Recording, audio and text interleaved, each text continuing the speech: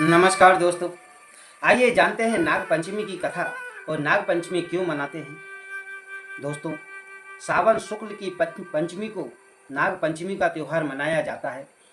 कई क्षेत्रों में नाग पंचमी के दिन माताएं घर के दरवाजे पर गाय के गोबर या गेरू से नाग देवता की आकृति को बनाती हैं।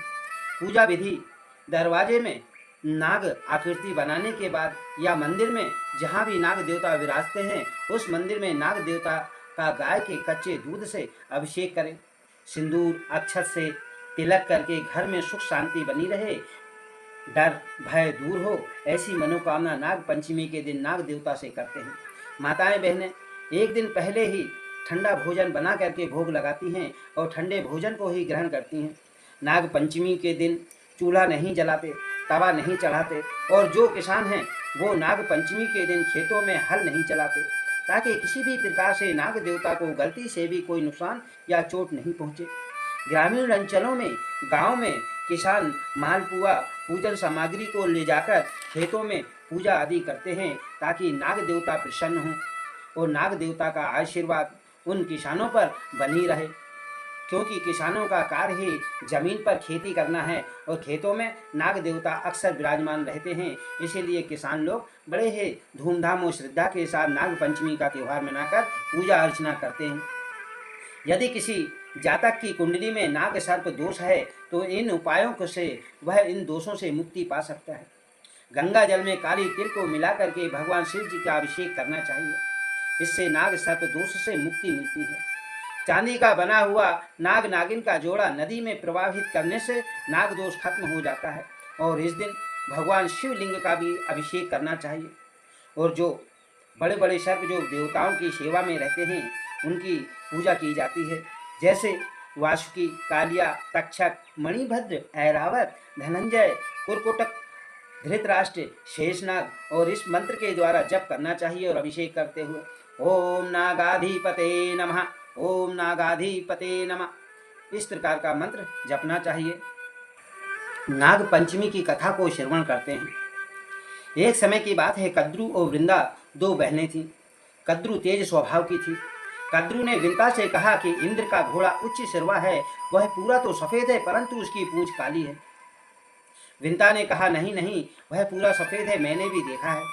फिर कद्रू ने वृंदा से कपट भाव से शर्त लगाई कि यदि जिसकी भी बात झूठी होगी वह उसकी दासी बनकर वह उसको सेवा करेगी।